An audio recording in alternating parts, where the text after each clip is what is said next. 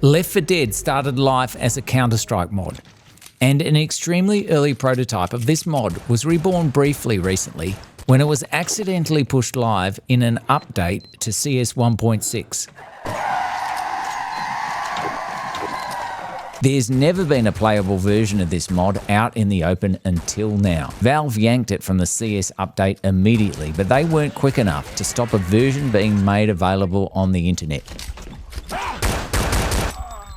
All this happened in the week Half-Life turned 25.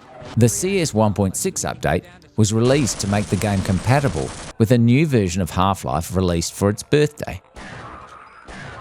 CS is, of course, a Half-Life mod, and Left 4 Dead is a mod for CS, so the apparently accidental release of the earliest Left 4 Dead prototype during Half-Life's anniversary week was actually perfectly timed. Almost like a viral marketing campaign modded to look like a dev screw-up.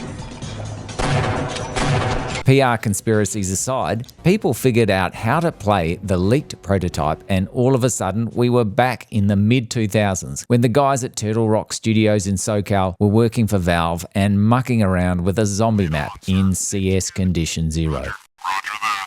That zombie map mod would eventually become Left 4 Dead, and the rest, as they say, is co-op multiplayer history. Ain't seen anything like this before. Jesus, don't let that stop you from smearing it all over yourself. Here's the quick version of how this groundbreaking game went from mod to masterpiece. 13 million copies were sold, earning Valve a tidy $106 million. When Turtle Rock Studios was working for Valve on CS Condition Zero and later CS Source, they were also mucking around with a new game mode called Terra, or Terra Strike, and some new bot tech developed specifically for Condition Zero. 2 enemies left. In Terra Strike, a team of 4 would fight a large, constantly respawning bunch of CTs on a map called Zombie City. These CT hordes would eventually be replaced with zombie hordes in the mod, becoming the infected in Left 4 Dead. People on the internet, they were playing Counter-Strike against bots with knives. And then, 2 or 3 of your buddies would try to hold out against this continual onslaught of zombie terrorists. We had the Counter-Strike code, right? So I took CS Italy and made it all dark and creepy and foggy. And Phil took the terrorist skins and painted them over and made them all rotted and disgusting and kind of zombie-ish. Turtle Rock began developing Terra Strike into a full-blown game in 2006. The work was led by Mike Booth, who previously worked on Team Fortress Classic. Valve Corporation bought Turtle Rock that year and helped it to finish development on Left 4 Dead. Left 4 Dead 2 was developed by Valve without Turtle Rock, which went back to being an independent studio after the first Left 4 Dead was shipped. Valve got to keep the Left 4 Dead IP.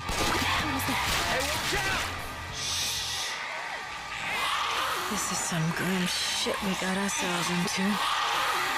Gabe Newell thought zombies was a cheesy idea at first. I mean, at the time, once I went to dinner with Gabe and he was beating me up that if you look at zombie movies, he's like Night of the Living Dead's about racism, Day of the Dead's about, or Dawn of the Dead's about consumerism.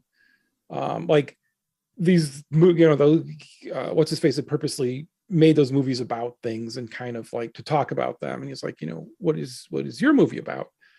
Or, what is your game about? What's your zombie story about? And I'm like, well, it's about working together. It's the game itself. It's the reflection of the game of, in the zombie apocalypse, what are you going to do? And then, it would kind of get pushed more and more. Cause I remember he's just like, well, let's not do zombies. Zombies are just cheesy, right? They're just really cheesy. And at the time you did not have the Walking Dead TV series and all of this, right? So it was very cheesy. But a pizza night in front of 28 Days Later apparently converted everyone else, Chris Ashton told Game Informer. The cheese factor obviously wore off for Newell, who would later be so impressed with Left 4 Dead, even in grey box form, that he wanted to ship it then and there. We heard Gabe had said, we should just release this now. He just wanted to throw it out there. And we're like, wait, no. Let us, finish it and, make it look cool and stuff.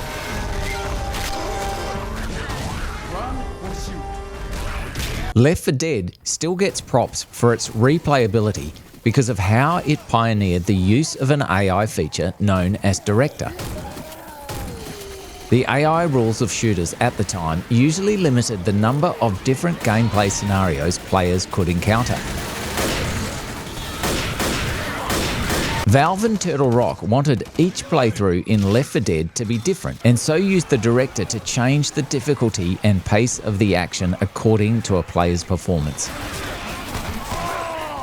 According to AI tech company Modal.ai, the Director monitors a player's stress level.